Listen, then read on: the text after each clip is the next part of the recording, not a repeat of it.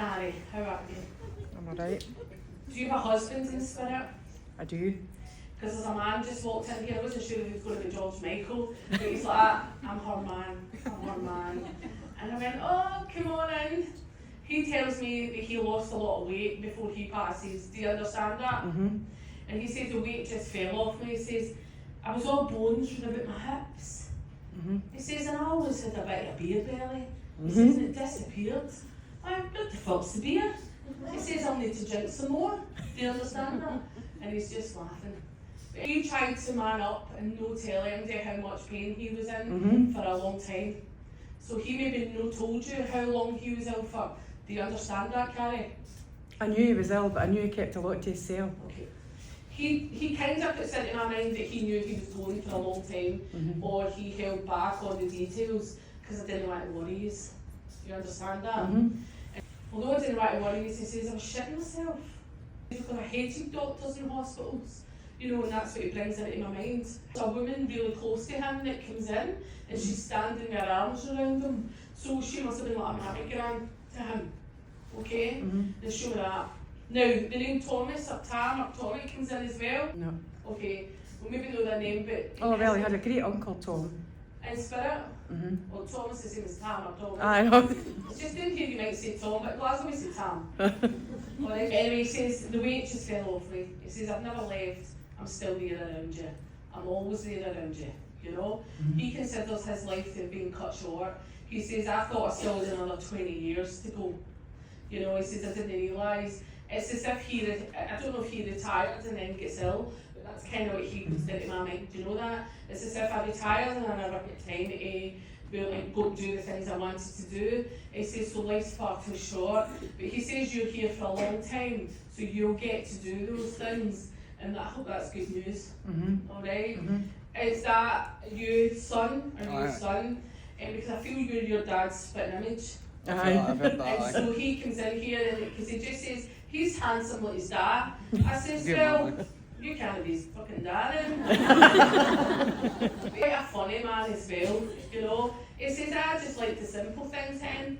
Simple dinner, good enough for me. And so he says, as long as I get my mince and totties or something similar, I was okay. Brother in spirit as well, because he just says to me, brother's here too. Brother's here too. And so as your brother comes in, he was a big person, do you understand that? Or he was a tall person, but I just feel he's bigger or larger than you, right? And so he shows me that. The name James comes in from spirit as well. My husband was Jim. Okay, so they give you that name. They're also showing that somebody dies with a stroke or an aneurysm. Do you understand that? Who died with that? My mum died with a stroke. Okay, she's here too. She's here too. But even though mum passes with a stroke, she tells me that she kind of recovered a wee bit, but no really. Do you understand? She says, I recovered for some time. She says, but I was never the same. You know, some people pass with a stroke, but she tells me she was here, you know, for a wee while. Now, she tells me that she never seen it coming. It's kind of what she puts into my mind. It was an absolute shock. There's another lady here then who's 83 when they pass over to spirit. Right. Do you understand who that is? Okay, I'm saying Maybe a granny. Okay, I'm saying 83 on a grave, so that's how I know that they're 83. And it is a lady coming in, alright. Although your mum had a stroke, she tells me there was other things going on within her body, and it wasn't just that. She says, my whole body was shutting down.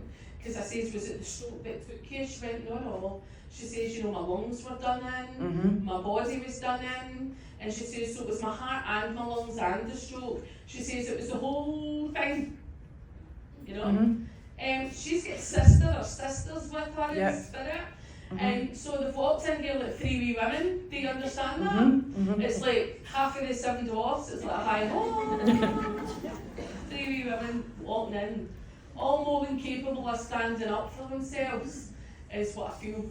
Okay, well they take me up to the East End, which will be Celtic Park, unless they're Celtic supporters. Well, my husband was kind of Celtic, aye. Oh, he can piss off back with So mum's lungs are fine now. They're all fine. Good. Husband says he's around you. Do you have a dog as well?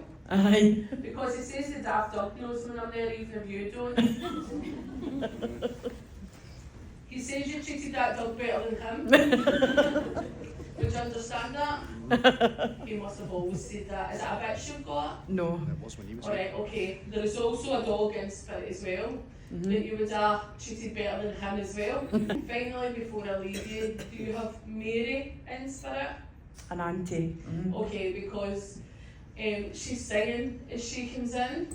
She tells me her mobility wasn't very good before she passes over, and that she could not walk properly. You understand that? So she's holding a wee Zimmer frame or something similar. Your son, do you have a new job? No, about a year and a half maybe. Alright, okay. You may get another job then, because I feel as if there's something new coming in for you. Oh, smashing. And I think that will be welcomed. Alright? So you obviously can't stand the one you've got. But your dad just says he's glad to see you out doing something. And so he was a grafter. Do you understand that? Aye. And he would have probably been on your back, but he's Oh, aye. hugging you as he comes in. He says, I did love him, but I like to moan at him and all. He says if he wasn't getting out of his bed and going to fucking work, he was getting it. Do you understand that? Aye. So he says, tell him I'm apologising for dragging him out of his bed every day. And so, but he takes credit for the fact that you now have a job, because he says if it wasn't for him, you'd have fuck all. You understand? And he's just laughing. But he loves the absolute bones of you. You have a girlfriend as well? No. There's one coming in. Oh, lucky me. Thank God. Hey, that's a boyfriend, I'm really sure. Don't decided.